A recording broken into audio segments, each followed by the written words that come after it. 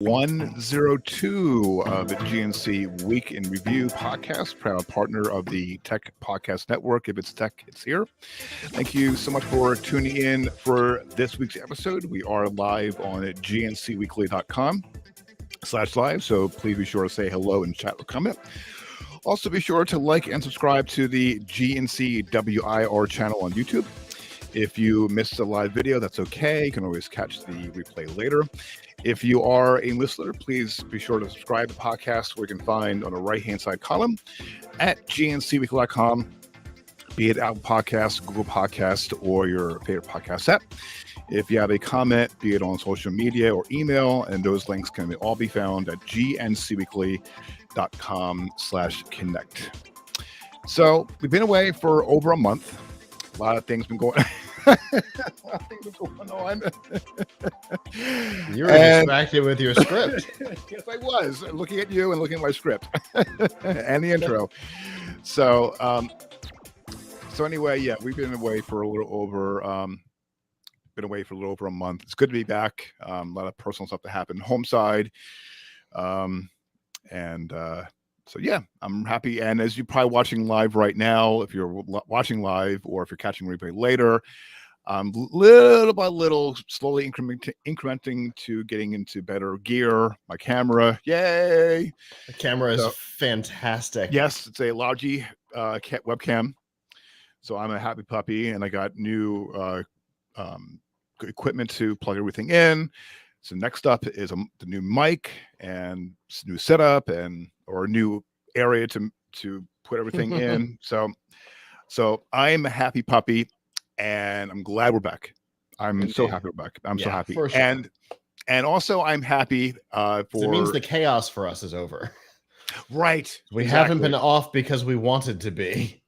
Right. There was a lot of things that were going on, personal stuff that we had to take care of. So yeah, so it's good to be back, and it's good that things have settled down for both of us. Yep, absolutely. And also, we're even more happy is in 2 weeks I did promise a special guest supposed to be on before we went on break for the holidays and CES. That this guest couldn't make it because of other reasons. I totally understand that. So 2 weeks from now, Friday, April 1st. Now, we're going to be off next week because I'm going to have oral surgery. So I can't talk for 2 weeks, which is going to suck royally, especially for my day job. My day job actually is a win-win for me because I don't have to talk to people. So I'm happy about that. But as far as talking to my family, my good friend Scott and everybody, I'm going to be quiet. I can't talk for 2 weeks. So Friday, April 1st, special time, 6 p.m. Eastern time. We're going to have a special guest special guest coming on to with us covering the look at the week's tech news. So it's going to be awesome. I cannot wait. So it's going to be a special time, 6 p.m. Eastern time, gncweekly.com. We'll put stuff out on our social media posts and everything like that. And then 2 weeks later, a week later, we're going to have something really cool that we're going to delve into. It's going to be that I recently picked up, and Scott picked up on 6 years ago on something. So we're going to have a special episode and finally segment. It's going to be really interesting that we're going to delve into that. So a lot of cool stuff going on. We're going to do a deep dive into AI. Mm-hmm. Yep. That's and a particular AI on the anniversary of we'll talk about the anniversary. The anniversary is of Tay, Microsoft's disaster of a Twitter bot. And for the 6-year anniversary, we're going to dive into what appears to be maybe her replacement. Yeah. And I just downloaded it. Exactly. Whoops. Wasn't me. My watch wasn't just talking randomly for absolutely no reason. Alrighty then. so definitely, yeah. So April 8th at a regular time. We're back to a regular time. April 8th, 8 p.m. Eastern time. So, but 2 weeks from now, special time, 6 p.m. Eastern time. Please tune in. I'm not going to tell the guest name because I've been looking forward to this, and also too, I want to, when we sometimes, this podcast want to incorporate more guests into the podcast, and we have guests come on for TPN, for CES, from media outlets and others, what have you. So, so as far as our podcast, we want to, and also cross promoting, be guests on other podcasts, to get other people on, get their take on things, and have a discussion and break down the news and critique them if need be, as we always do. So, so I'm looking forward to it. So we're going to have definitely, have more guests come on. Hopefully I'm going to see if I can reach out to people, not the like Todd and Chris and others, but there are other podcasts that are on Tech Podcast Network. So if you go to techpodcast.com, techpodcast.com or Tech Podcast Network, or is it? Because I'm trying to think if is it techpodcast.com, the list is on there, or is it techpodcasts.com? Okay, cool. Okay, so on that site there's plenty other tech podcasts, so I'm gonna definitely see, we're gonna definitely reach out to them to come on the podcast, and we'll obviously, if we'll be more than happy to go on theirs as well. So big things coming, interim, future. You notice the new countdown, the music. So hopefully we'll have our logo soon. Yes, a refresh was done. Cool.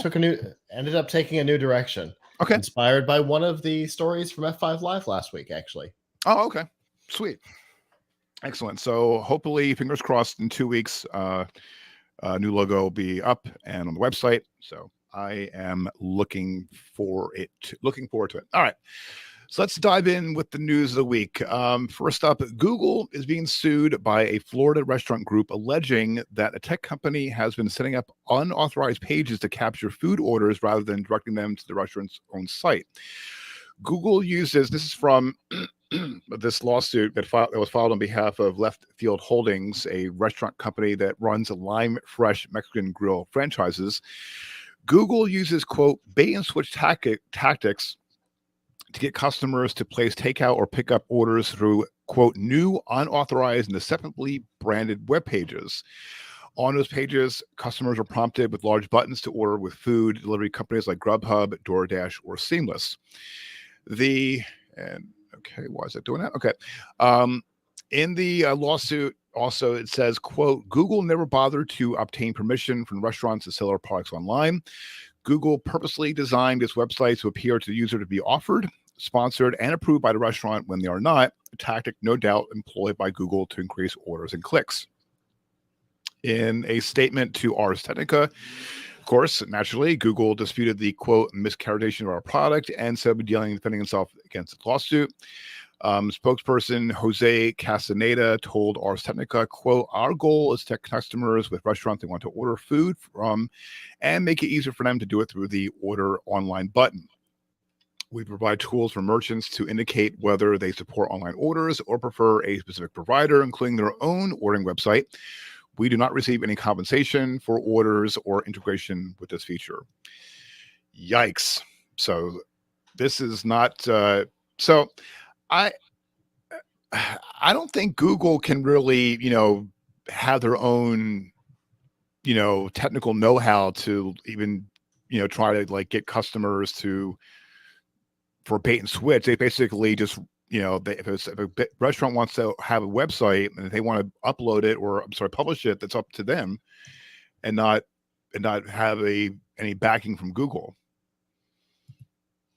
Or is it just something completely one-sided?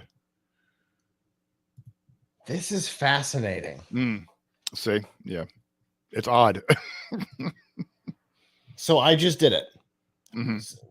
For a couple of reasons. I've not seen this. First of all, they shut down all the Lime grills in our area. We had one within view of my old office. Mm-hmm. One of our favorite places to go. I still have a bowl from there. Anyway.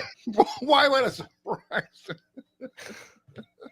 It's an awesome serving bowl. The salads came in these massive bowls, and they were really unique. Yeah. And I made a comment offhandedly to one of my employees that I liked the bowl, and she went on a campaign to make sure I could have one. Oh, Jesus. It was awesome. But anyway, but also because I don't use Google. So I'm looking at the search result here, and I see the order food button, order online.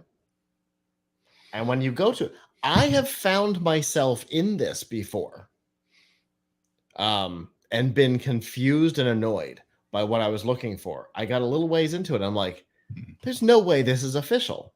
Right. And so I ended up backing out of it and going somewhere else. I probably went over to Uber Eats or something and found where I wanted to be. So the result, so it's food.google.com is where it takes you. And it's saying choose provider. And it's offering Postmates, Uber Eats, and DoorDash. And there's a tab for pickup and delivery. This doesn't look official. This looks scammy. Yeah. And it is. Right. Yeah. Good for Lime. Yeah. Yeah, but as far as like what kind of like is but again, like Google is depending on how you look Google, I mean, basically for most part it's a search engine. And again, if a restaurant wants to, because I usually when I order restaurants, I go to their website. It's very rare that I will go to Google, search for that restaurant, then go from there. I go directly to the source. Yeah. So, so it's for them to say that for them to say in a lawsuit that they use bait and switch tactics sounds, I don't kind of believe that. I mean, based on what I'm looking at, I do. Yeah. Oh, okay. I do. I see it. So it'll be more okay. Because it looks like it. The idea is it's supposed to look like you've gone somewhere official. Right. And you haven't. You're still on Google. Okay. Now here's the thing. Here's the thing. Okay. Lime is in a very crowded market. Okay. But Lime is a very small company. They used to be owned by TGI Fridays. They are not anymore. They're owned by a small company out of Miami. Right. They've only got about 16 locations. Now, if you go to Google and search for Chipotle, there's no search result. There's no order online search result. Okay. If you search for Moe's Mexican Grill, no order online button. If you search for Qdoba, there's no order online button. And if you search for Pancheros, there's no order online button. Those are their 4 big national competitors. This is a small company that I think Google didn't think was going to try and step on them. Okay. Because Chipotle is going to file suit right away. As soon as they find out about it, Chipotle is going to sue them. Right. And I think they figured, well, Lime, people are searching for it, but they're small enough that they're probably not going to take issue. We're giving them more business, right? Right. Oh, but you're doing it in a way that feels it's a little questionable. Underhanded. Okay. If you want to put an order online button and have it go to the order online button page on their website, fine. Right. That is an answer box, just like any other answer box on Google. Okay. But to take them to your own site, there was a major court case about exactly this when they started stealing data from Yelp and making it look like it was theirs. I think this falls in the same line. I think there's precedent for this lawsuit already at a federal level. I think there's already precedent for it. And I all but guarantee they win this on precedent. Oh, okay. So now I see, because there's a place, Italian restaurant that our family goes to like religiously. Okay. And I see that I searched in the name, and I went through the Google app, and It's giving me orders I can do Slice, DoorDash, their own website, Grubhub. Wow, wait. So here's the thing. Here's the thing about Lime. They didn't give the option for ordering from their own website. Okay, right, exactly, right. They're only pushing to companies that we know that they publicly have a relationship with. In this case, we know Google has a pretty strong relationship with most of the delivery apps. Okay. So basically, so this seems like this suit sort of sounds that has merit. Yeah. In a way. I think it has some. Okay. Because so in the case of Lime, when I get my search results, this is fairly branded. Mm-hmm. There's a photo with the logo on it. Yeah. Which is that won't be covered under fair use. Mm-hmm. So at the very least, they've got a copyright infringement case going on. But I've been to the company's website. Mm-hmm. I know they have an order online. Well, yeah, and it's missed here. It's only taking you to Postmates, Uber Eats, same company, and DoorDash. Yeah, with this restaurant, so this is fascinating. I can understand. This is kind of like the McDonald's hot coffee case, right? Where on the surface you're like, why are you upset about them driving more business to you? Oh, but they're not. Mm-hmm. They're not necessarily. They're driving business to Postmates and Uber Eats. Right. And you might be a side effect of that. Mm-hmm. Or not. Maybe they get there and they're like, oh, but there's a buy one, get one at Chipotle.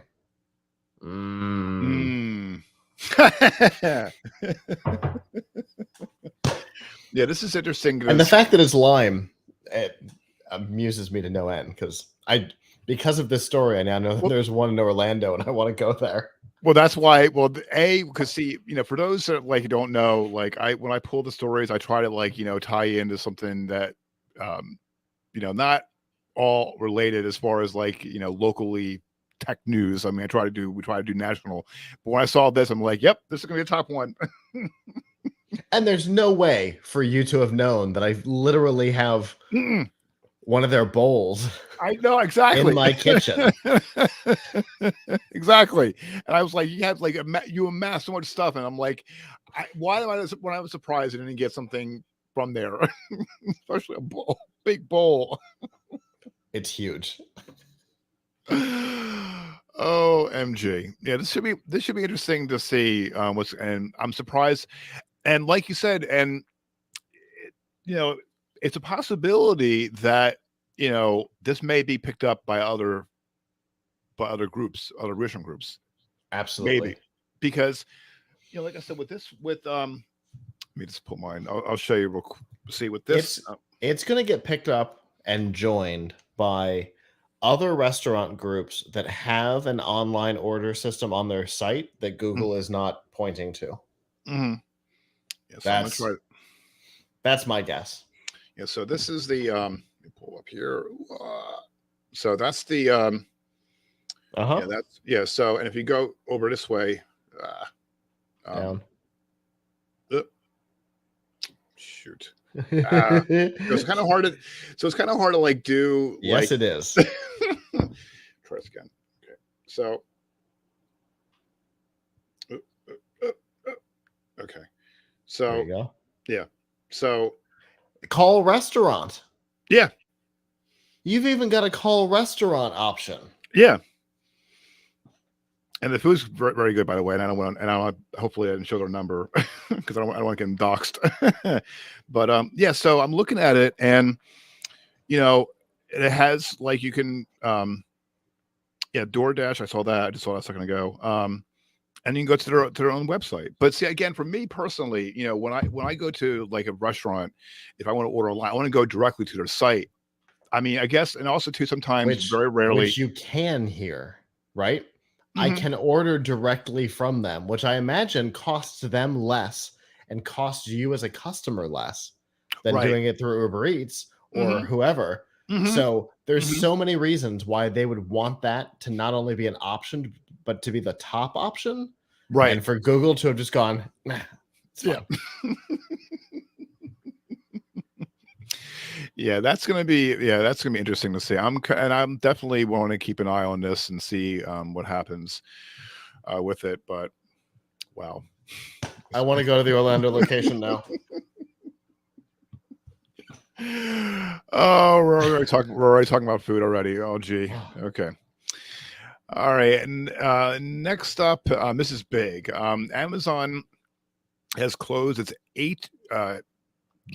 See, we're going off the rails now. Amazon has closed its $8.5 billion acquisition. That's would it be of MGM. The company said on Thursday. The pact was first announced in May and has been way through the regulatory process. Per Amazon, quote, the storied, nearly century-old studio with more than 4,000 film titles, 17,000 TV episodes, 180 Academy Awards, and 100 Emmy Awards will complement Prime Video and Amazon Studios' work in delivering a diverse offering of entertainment choices to customers.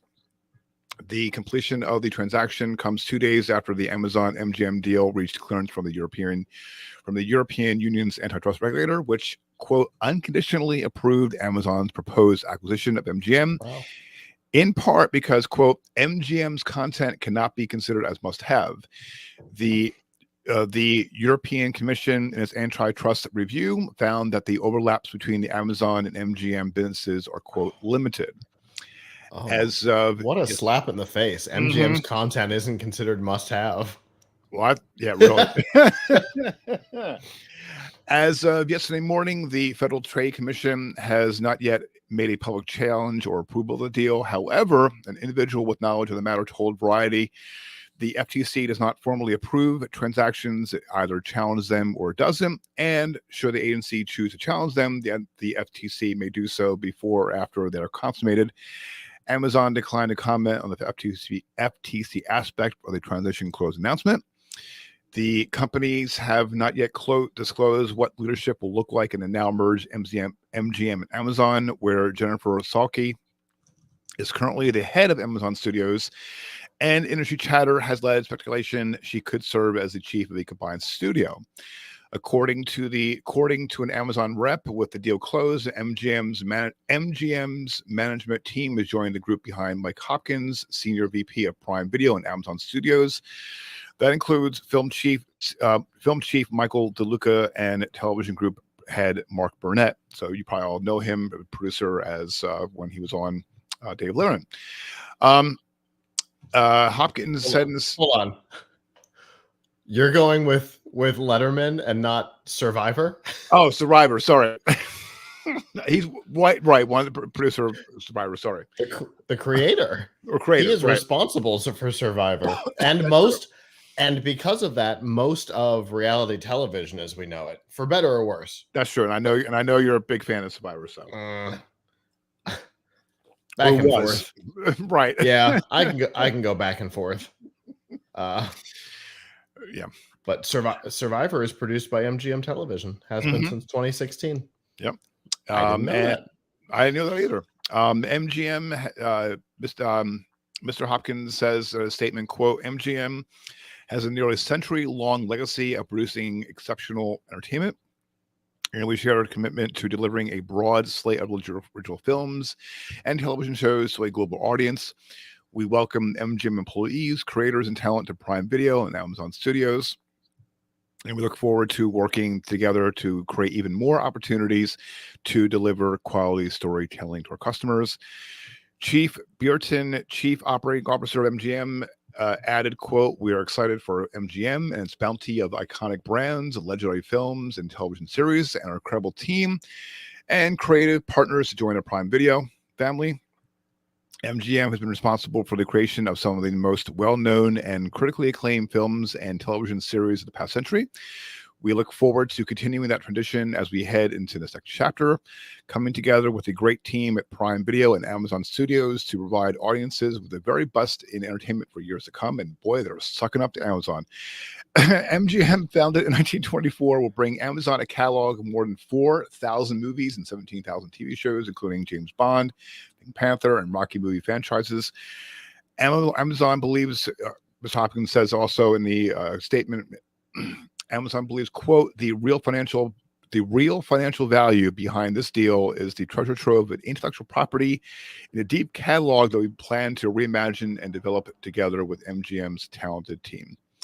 So Amazon got a big win, and that's huge. And I'm looking forward to it because I love the MGM titles out there. I know my mom loves the classics too, so this is big. So there's a couple of questions that I'm going to try and answer over the coming days. How much is it? Like, is any of it not coming with the sale? Right? Is any of it going to somebody else? Like, for example, does Amazon now own 3 television stations? Right? Because MGM owns Epix and Impact and obviously MGM HD. Right. So does Amazon now own Epix? That's a good question. But also too, doesn't Turner own some of the MGM properties to MGM catalog too? So Turner has had a long-time licensing deal with MGM. Okay. But I think that expired with the AT&T and now Discovery Plus thing. I don't know that that's okay. In Discovery sale. I don't know that is still valid, but they had a long-time licensing deal. Okay. Yeah, I knew that. So when answer the question as far as those networks, what's going to happen to the content on TCM? Because if that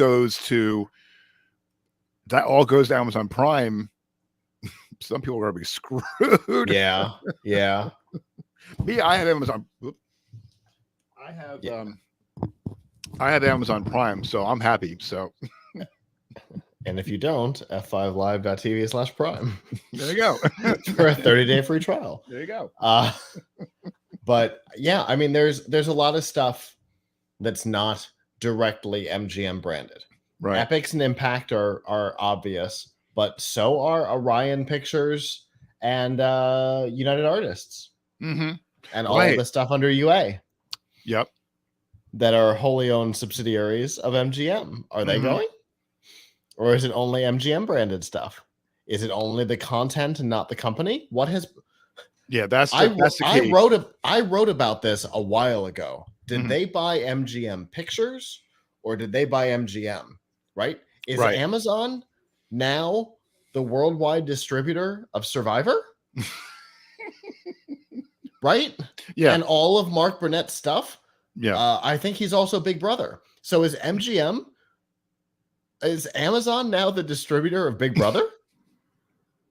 What? Yeah, that's something that's going to be that's going to be a lot of question raised, because if they own those networks and they say they have a catalog, but the catalog, because MGM, because I follow it closely over time, and I'm just kind of curious what they're going to do. If they're going to, again, if TCM goes and if they had a licensing deal and it went away, and what's going to happen to like future, because there's some catalogs or some episodes that are still on Hulu. There might be a couple on Paramount, I think. Not many. Of which one? I'm trying to think which one it is. I can't remember the name of them. Holy crap! I'm trying to think of the names. I can't remember the top. I know there's at least one or two somewhere, and I'll probably think about later, and I'll probably like yell in my sleep later. But it happens. But it's like, but that's a good question. What's going to happen with those other catalogs and properties and content? And contracts are timed, right? Amazon has to adhere to those contracts until they expire.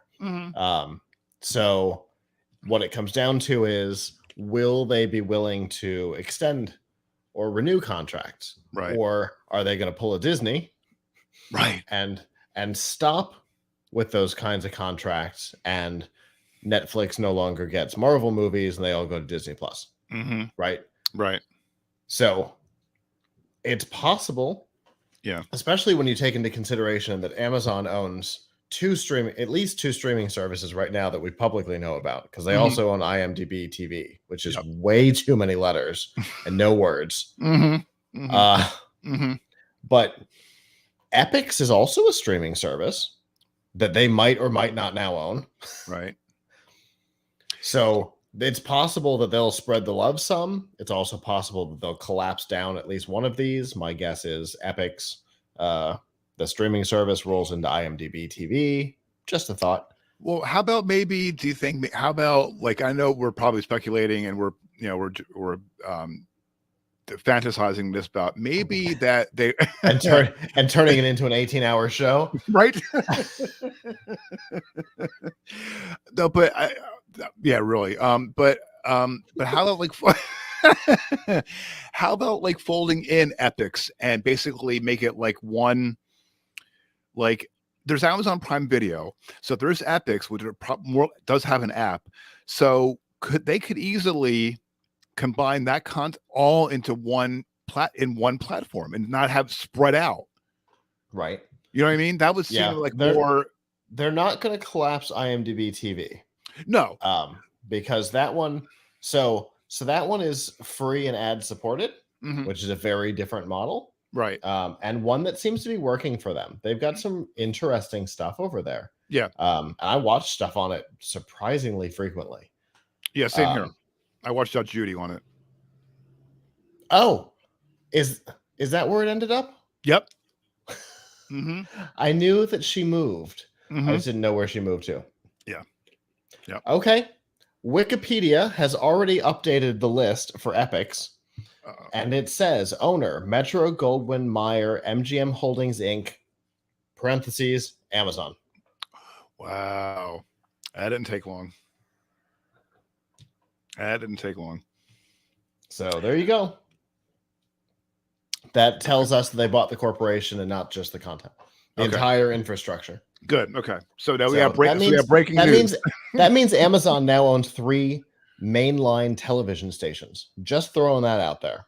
Yeah, that's amazing how, and I think you know what is the worldwide distributor for things like Big Brother and Survivor. What? And also too, I think in a dream scenario, in a dream world, I think maybe, and they might do this. And if Amazon's listening, I'll be more than happy to point up the money to us. Is I think that'll be a good idea to the content they have, they can easily incorporate into one platform instead of having, again, spread out. Yeah. Not to mention, it's what happens frequently with these kinds of mega buys. Look what AT&T did, right? With all of the disparate things. Now, it's ironically going the other direction now that it's going to Discovery, where it's going to have Discovery Plus and HBO Max and CNN Plus, which I cannot believe that they think that 18 people are going to be enough to support a streaming service, which seems to be their entire viewership base. But right. Right. And that's being kind to their numbers. But it seems like it's going the other direction over there. But AT&T started to pull because there was DC Ultimate. I think DC Universe. DC Universe. Yeah, DC Universe. They got folded into HBO Max, and AT&T was doing that within the Warner Media Group. And we've seen that before. I would not be surprised if Epix vanishes in the next 6 months. But I think, but I honestly think what I think is going to happen is, because with HBO Max, because you can get everything on HBO Max as far as DC, Cartoon Network, Adult Swim. What else? There's on there. Yeah, right HBO Max is Time Warner United.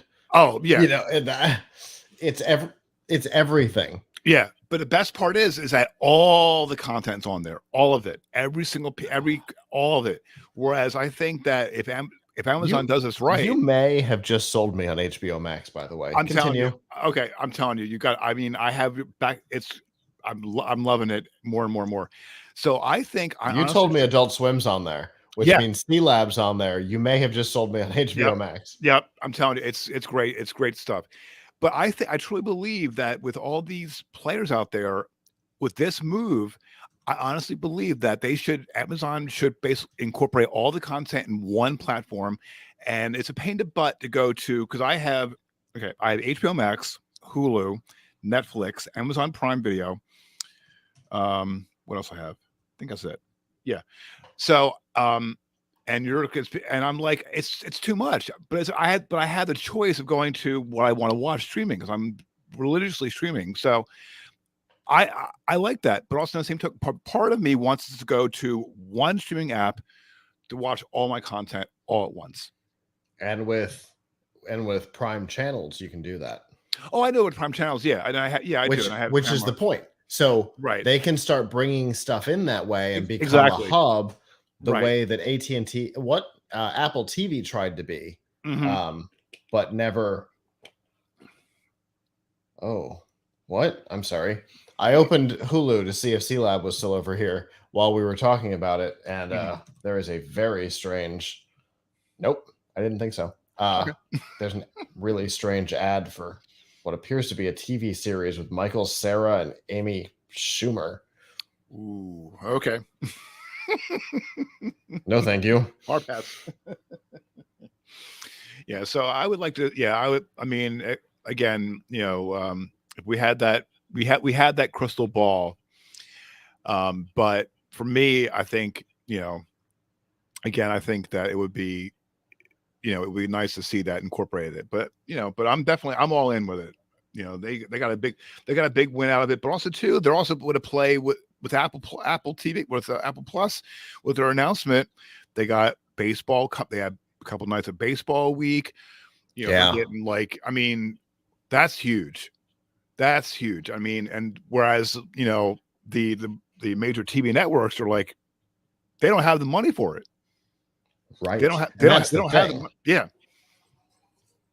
I mean, and bottom line. I think I saw somewhere that Apple was going to bid. I think it was Apple was going to bid on NFL Sunday Ticket. Yep.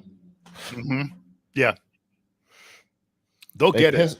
They pissed enough people off when they got the streaming rights for Peanuts. Charlie Brown. Yeah.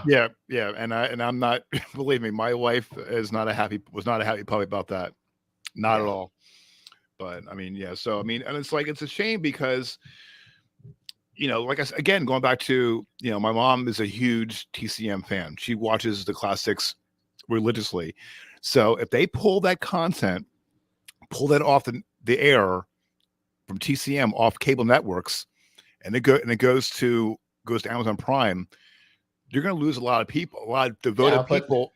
Something like TCM, I mean, they've got all the Turner backlog that they could rely on, but then the Criterion collection seems to always be up for bid.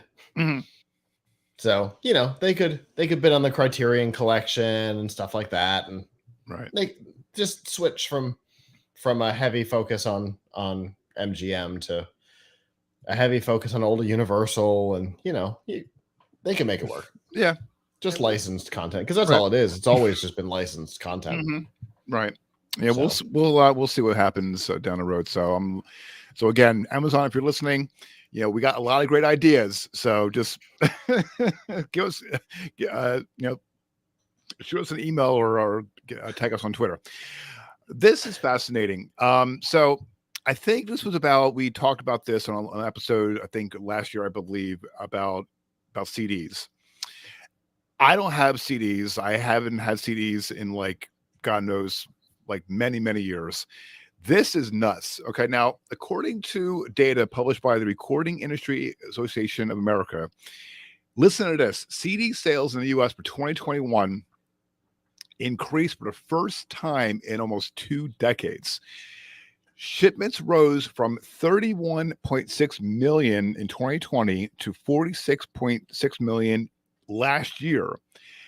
And the revenue from this format rose from $483.2 million to $584.2 million. Now, this is where it was like weird. This is going to even be more bizarre. Axios noting that the increase is another key element of the resurgence in physical music. Vinyl sales have been already steadily increasing for over a decade and a half now, and hit 39.7 million units in the US last year, bringing in $1 billion in revenue. Now, the paid subscriptions made up 57.2% of revenue measured by the RIAA last year at $8.6 billion, while ad-supported streams brought in $1.8 billion. Meanwhile, CD and vinyl album sales combined made up less than 11% of revenue. That's fascinating that people are still, that CDs, the show title is CD still a thing. That's crazy. I haven't had CD those big tall CD towers that I had that were about maybe 8 or 6 or 7 feet high, and I bought went to our mall to get CDs, or I'll go to, there's one still exists now in Princeton that sells CDs, and that was I think I had it gone there 6-7 years ago. But I was amazed. That's a stunner that people are still getting CDs and vinyl. So I was looking for the article. I can't come up with the I can't come up with the company name offhand. I think it was something useless to search on, Yes or something. And they were making connected records using NFC built into the records, because vinyl sales were going up so much that they were giving publishers the ability to include essentially a digital version of the album with the physical, with vinyl, that you could authenticate with the NFC. Oh, okay. And that was 7 years ago. Mm-hmm. And he gave us a stat then that vinyl sales had increased for the first time in 2 decades. It was very similar. So I mean, we're just following behind, just a little quicker. But yeah, but we skip cassettes. Right. Cassettes are still being produced for some reason, and being produced again. There is growth in cassettes, but not anything to be. But not on a grand scale, though. Yeah. I don't. I listen to streaming music. I mean, I have Spotify, I have Amazon Music, Pandora, iHeartRadio, One-on-One Live. I mean, because I listen to broad YouTube music. Because I listen to during the course of the day, I go through the course of all those apps. I'm weird, so what the hell. But we knew that. So I like to a diverse mix of music that I listen to during each day, and I just never even dreamed that people again still buy CDs, and how it grew.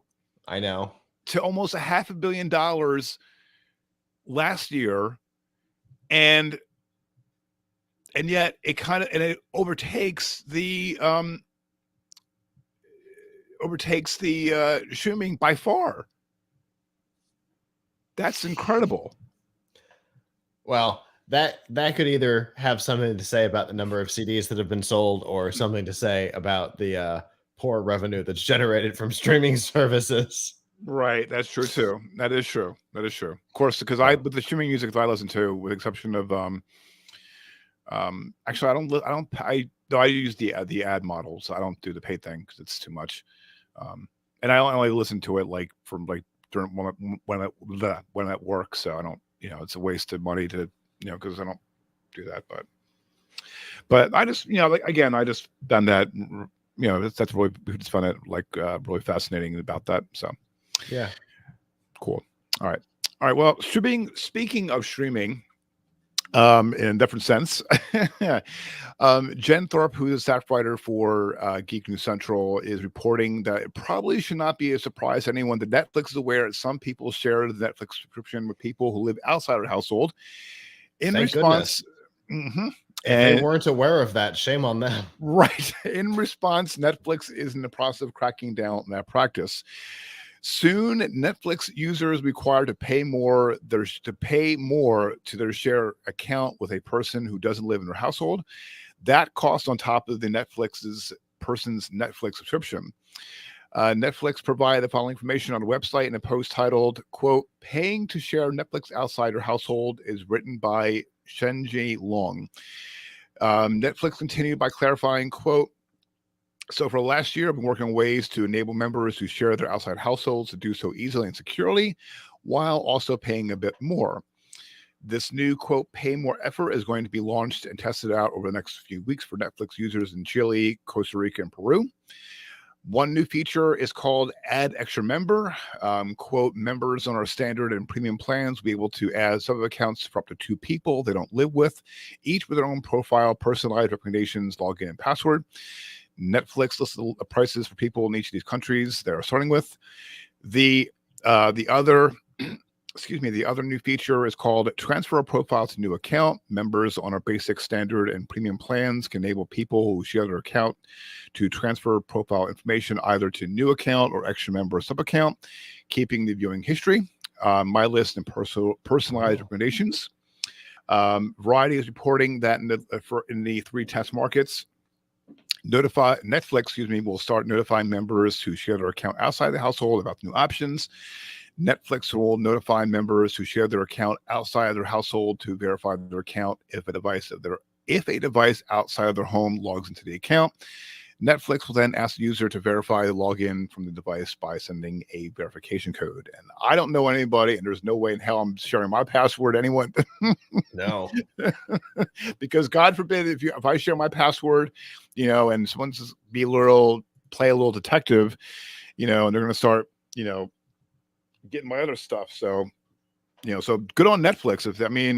Absolutely. If you want to, like, if you're sharing it to someone else and they're not paying for it, yeah, good on them. Yeah, it's their service. They create the rules. Mm-hmm. Yep. This is the rule. Yep. It's pricey, but oh well, tough luck. So, all right. Meanwhile, Verizon is introducing a new discount to the Fios Forward plans, which should let low income customers get fiber internet for free when combined with discounts through the federal Affordable Connectivity Program. The free tier, which is normally $40 a month, includes 300 meg speed as well as a $10 discount on a Verizon Unlimited Wireless plan. Customers who need more bandwidth and are able to pay more can get a gigabit connection for $50 a month with the ACP discount, which also includes more benefits and a larger self-plan discount. Verizon says Fios Forward will be able to people who have been approved for the ACP benefit. The 200 megabyte tier used to cost $20 a month. This is according to a Wayback Machine archive from November. So Verizon new discounts could be saving lower income customers a substantial amount of money. The 30 megabit speeds mentioned on Verizon's website should be available to, quote, most customers, but they can vary by location. This is from an email to The Verge from Verizon spokesperson Alex Lawson. Verizon's press release says that speeds start at 200 megabytes, which is still relatively high compared to other low-income internet plans. Especially when you take into consideration that Fios is bidirectional. Mm-hmm. And this is great news for a lot of people who live in an address that has Fios.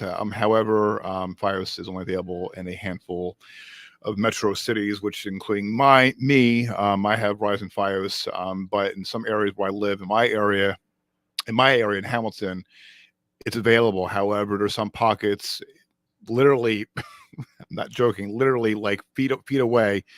It's not available, in some area parts are not available. So, and having dial up, because I know people, I work with people that tell me that they're on DSL. And they can't get, and there's people that live down South Jersey, towards the shore. They don't have, all I get is DSL. They can't get Comcast or Xfinity. They have to either get satellite or DSL. Okay. Woo. That's wild.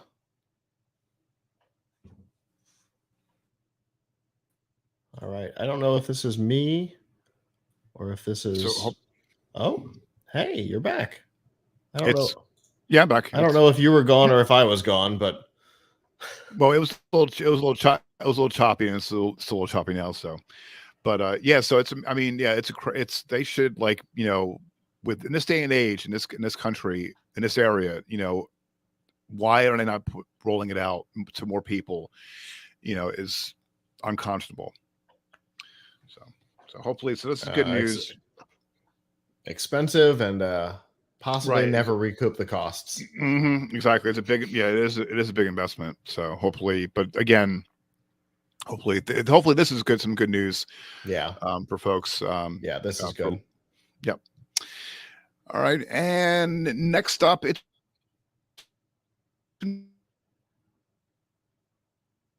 be on next light. Now, do me a favor. Origin. Do me a favor. Say all that again. An edit point for yourself, but also the ability for the live audience to be able to hear. Okay. All right. It's reported all over the interwebs that SNL star Pete Davidson will be on a next Blue Origin flight. Now,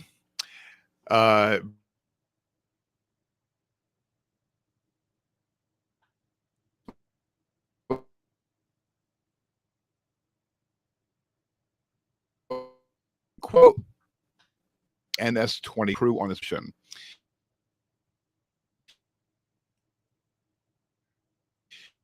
Five paying customers on the Blue Origin's fourth crewed flight. Previous guests have included, Star Trek actor William Shatner, Good Morning America anchor and former football star Michael Strahan, female avatar aviator, Wally Funk, and the Blue Origin founder Jeff Bezos himself. Blue Origin said it will announce the new sixth crew member, quote, in the coming days. So, and he was not going to, from what I understood and looking at the news thoroughly, apparently he wasn't paying 1 cent to ride. Which I believe was the case with Shatner too. No, he paid. Did he? He paid. Okay. He paid. So does Elon owe Kim Kardashian something, or what? Yeah. Yeah, I knew you were going to say that, and I'm not going to go there. I knew that was going to happen eventually. That was going to come up. It had to. It's the only thing relevant about him. Absolutely. Because it's certainly not his acting or his comedy. And that's another thing too. And that's what I also too, because he was on the roast for Comedy Central, and he was really good on it. But as far as like all the other I'm not a fan. And when I saw when I heard, again, this been going on Twitter and all over the news, every which way to Sunday. And I'm like, how? First I heard they said he was not getting paid. He didn't pay. Then the Kim Kardashian route. So I didn't know anything about this until now. And it was my first thought, because Pete Davidson is such a nothing.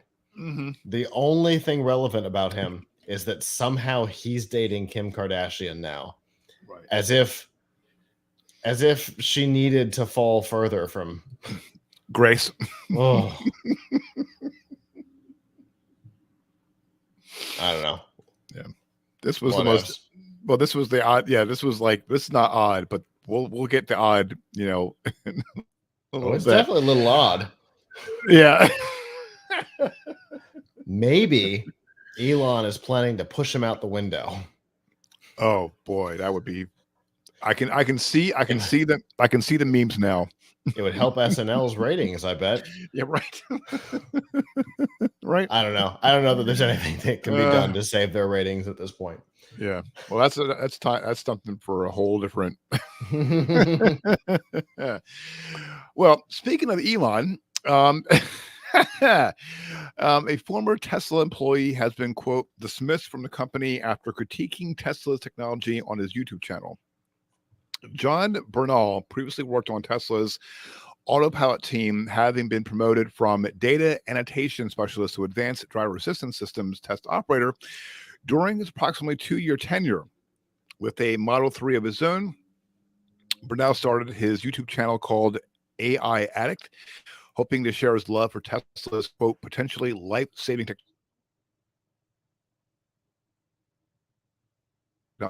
Electric vehicles, but mainly uses online presence to show off Tesla's full self-driving, or FSD beta feature. But that same YouTube channel resulted in Bernal's termination over 1 year later.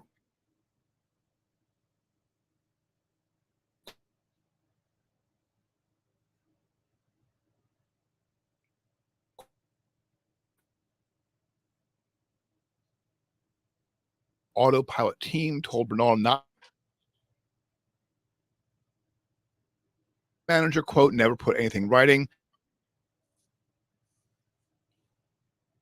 Tesla's social media policy simply states the company, quote, relies on the common sense and good judgment of its employees to engage in responsible social media activity. This is coming from a current Tesla employee.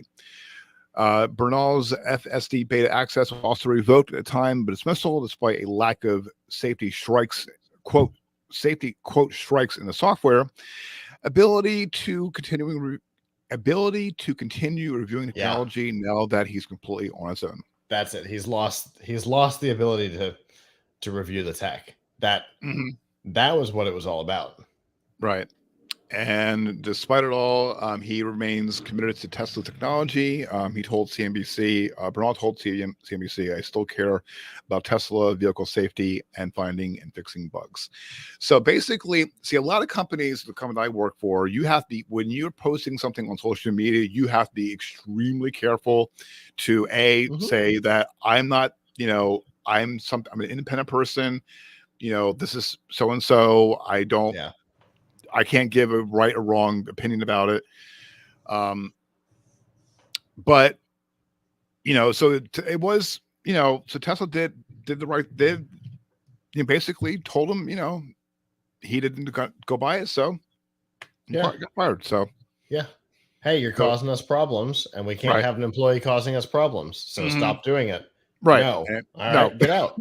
Right. Exactly. So, bummer that he got fired, but also in the same token, shame on you that you didn't, that he didn't follow the policy. Yeah. All right. And next up, delivery drivers are trying to pressure Amazon to pay more to its Flex program drivers to accommodate surging gas prices. Around CNBC reporting, around 50 delivery and rideshare drivers, including drivers for the Flex delivery program, gathered to protest outside an Amazon warehouse near Los Angeles on Wednesday. Amazon Flex drivers use their personal vehicles to deliver packages for the e-retail giant rather than being employed by delivery contractors for Amazon and purchase their own fuel.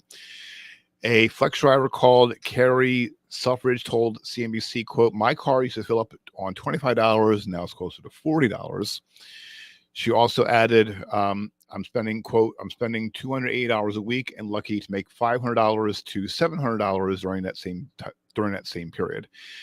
CNBC reported the protests were organized by Mobile Workers Alliance, a group which describes itself as representing gig economy workers.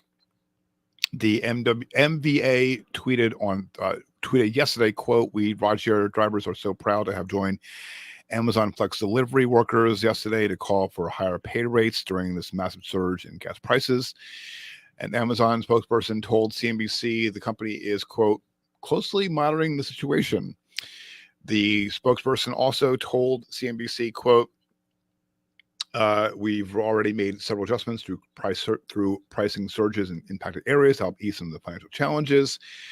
As they also added, quote, "As the situation evolves, we'll continue to make changes where we can to help support our partners." So gas is high. For sure. I filled up my car yesterday. It was $70. And yeah, I was not a happy puppy. I recently did a road trip. Oh, that's right, you did, yeah. Oof. And the amount was ridiculous. Yeah.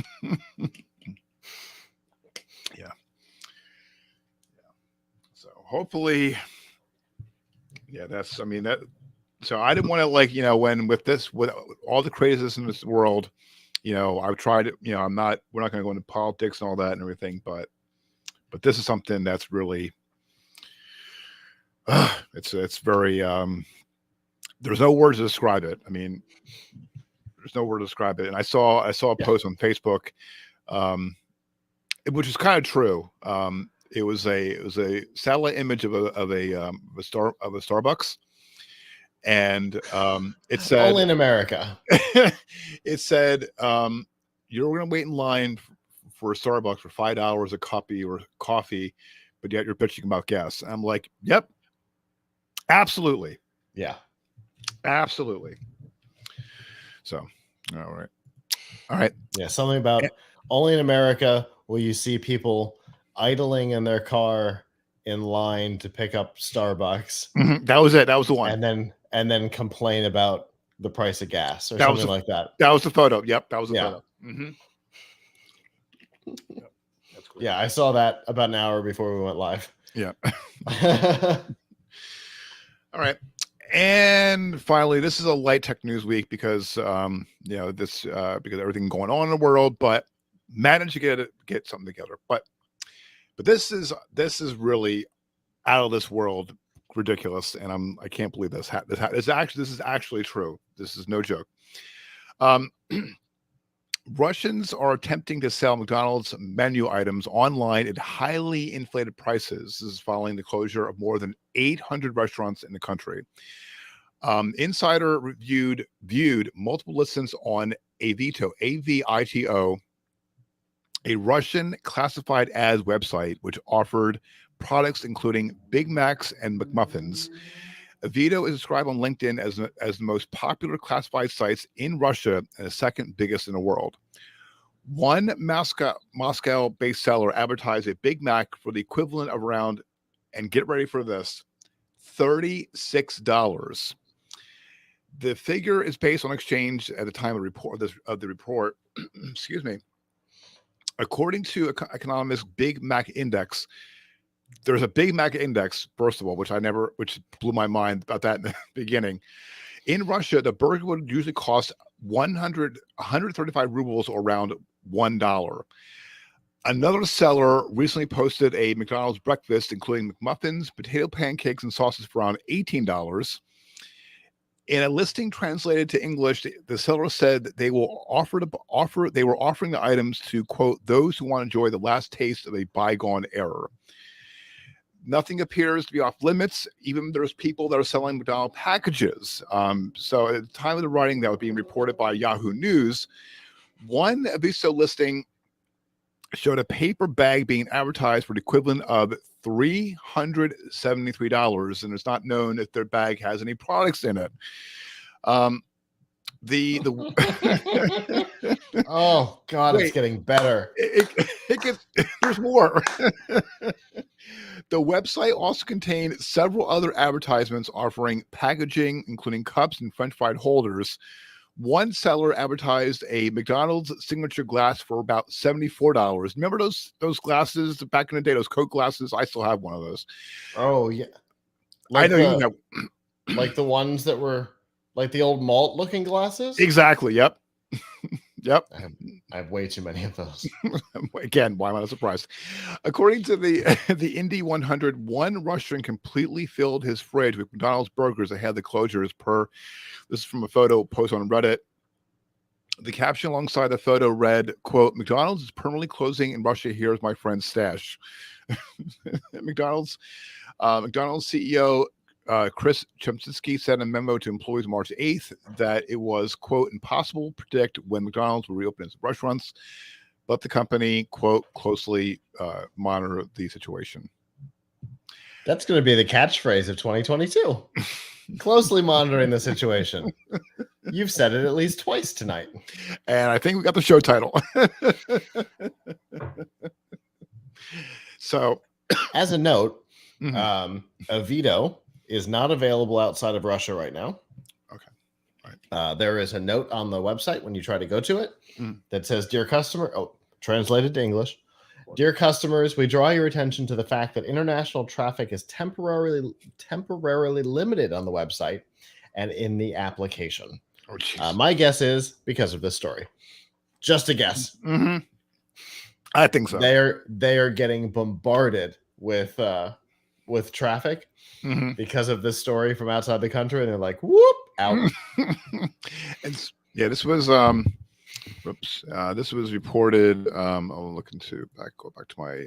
It's interesting. They give 2 options on what you can do: connect to another network or disable VPN, because they are aware that so many Russians are currently connected to VPNs to report that they're somewhere else so that they can get real news. Mm-hmm. Yeah, this was reported on Sunday, which was this week. Yeah. So, yeah. So interestingly, I'm going to do the opposite. I'm going to connect to a VPN and say that I'm in Russia because I want to see this page. Yeah, I'm looking. Yeah. Hooray for pure VPN. I don't at all use it to watch television from the BBC and Channel 4 in the UK. And it's not at all less expensive than paying for BritBox. There you go. And there's